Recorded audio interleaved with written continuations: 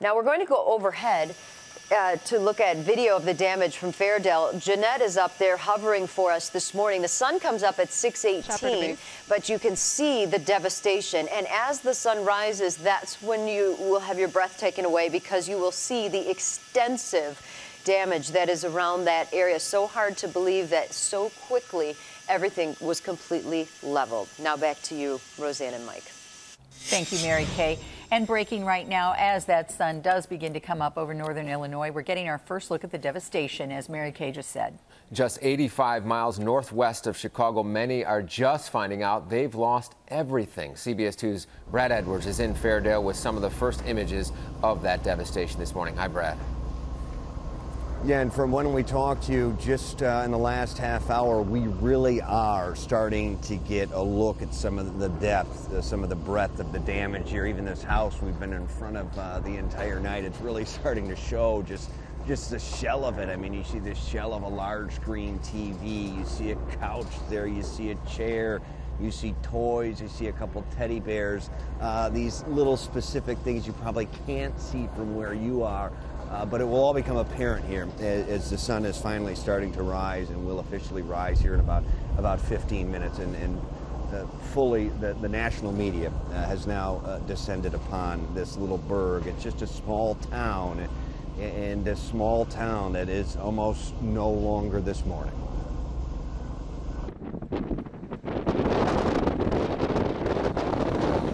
The monster huffed and puffed its way across a rural landscape, yet still managed to devour. A big roar. I mean, and you could hear stuff breaking upstairs and crashing. She rushed with grandkids to the basement. Then I went upstairs, and it was just devastated. Just devastated. Fear was a part of it, but it was just my nature to do what needed to be done. He answered the cries for help from neighbors. This a picture of one of the rescues. Very emotional situation to be involved in. Emergency crews in this case didn't go door to door, but footprint to footprint in many cases of former homes. And there was early word of one who didn't make it downstairs. They were planning a birthday party. This is their daughter's birthday today, and everybody was supposed to meet here. I don't know why it didn't happen. I don't. His mother-in-law died on her daughter's birthday. The house she called home, gone, like so many, in a place that was Fairdale. The roof is completely gone, not even on that lot. Not one house is where it was. There's a 2-block range that's just completely devastated. Not one house is where it was. And that is this morning, the town of Fairdale. Now you take a look at that, you can take a look at the Dodge pickup right there next to that, a minivan. You see it as an orange X on it. Both of them have an orange X on it, and in front of it an S4. That means that those have been, we are told, checked twice, checked and rechecked to make sure basically no one was there, no victims. S4, Squad 4. Squad 4, that's kind of a firefighter parlance. Also, the X means it's been checked once. That's one thing they did throughout the night, is check and recheck all buildings, all standing buildings, all downed buildings, and also all vehicles to make sure everyone is accounted for, though they officially can't say that everyone is accounted for. We just know of this morning, though, 1 confirmed fatality, 7 injuries, a degree for those injuries. We're told several broken bones and the like. But finally, here in the next 15 minutes, we will get our first official look at things once the sun does indeed rise. Back to you guys. All right, Brad, thanks for that. So let me ask you, with the town essentially flattened, where are people sheltering this morning? Well, I know you spoke to the mayor of nearby Kirkland. Kirkland's like the big brother city next door here. It's such a small little burg, 200 residents. The Kirkland Fire Department is one of those places people are allowed to go. The Kirkland Fire Department, the Salvation Army, the Red Cross are there. They've also set up a couple other satellite help centers, basically any public building right now. There aren't a lot of them. Keep in mind, this is truly rural America.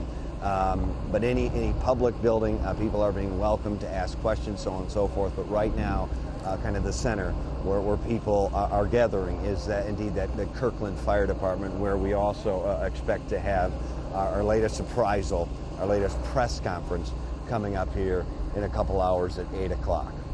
And, you know, Brad, I can hear the choppers overhead. Are people beginning to just descend there to continue the search and also the cleanup this morning?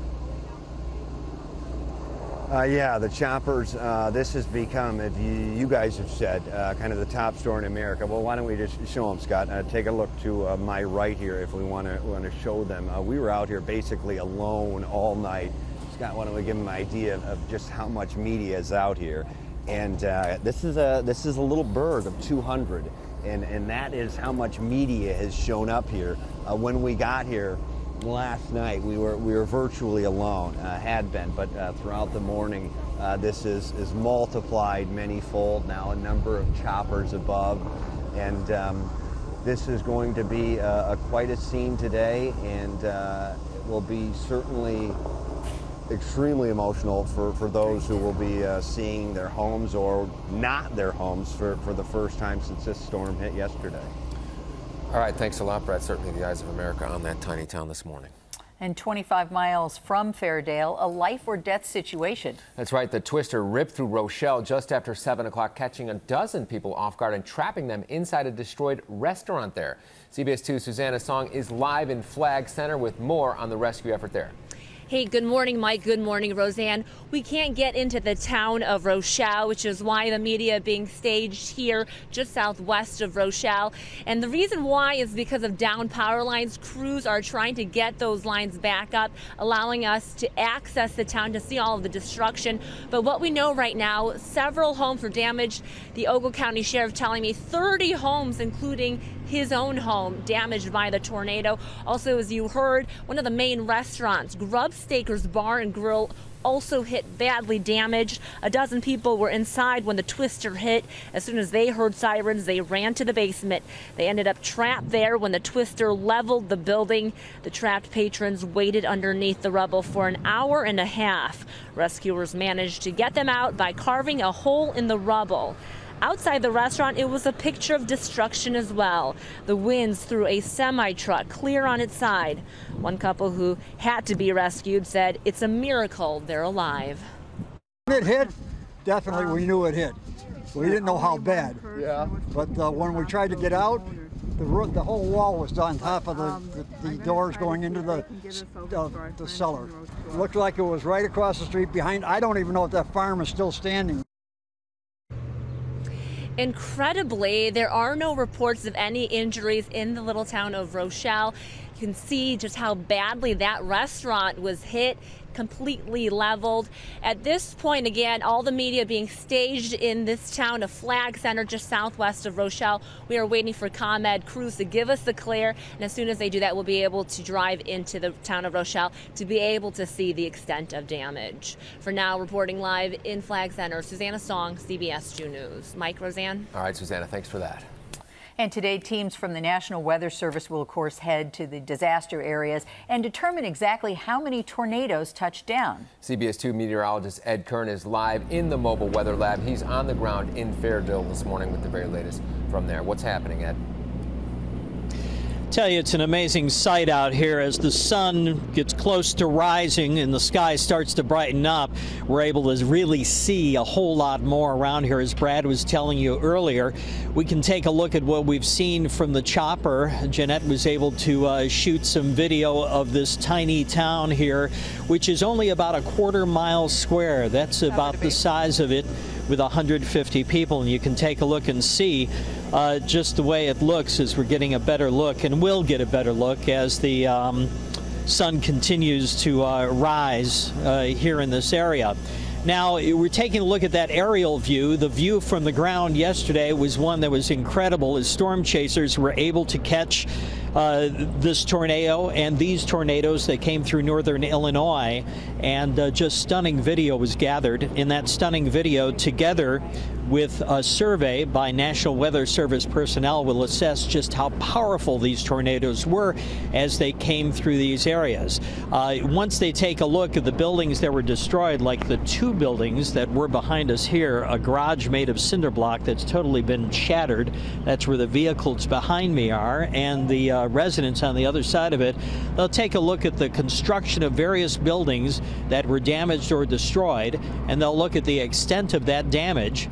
So the construction of the building, the quality of construction, the type of damage, and all that is scored to then come up with an assessment of just how powerful the tornado was on what's called the EF scale, or the Enhanced Fujita Scale, a scale originally developed by Dr. Ted Fujita, who was at the University of Chicago and was a tornado expert, and then it was enhanced or changed a little bit back in 2007 as it became apparent that some changes had to be made as we learned a little bit more about tornadoes and about how they destroyed structures. So that will all happen here, but I have to tell you, the amazing thing of this whole story is a real salute and hats off to the people at the Storm Prediction Center of the National Weather Service. The Storm Prediction Center had been warning of this kind of activity for about 5 days. So it's not just that warning that somebody gets on their cell phone or from their weather radio, but the fact that you tuck away that information in your mind that this is coming on Thursday, this is coming on Thursday, and that helps to keep people safe and helps to lower the loss of life that occurs in disasters such as this. In Fairdale, Ed Curran, CBS 2 News, back to you. Okay, Ed, thank you very much.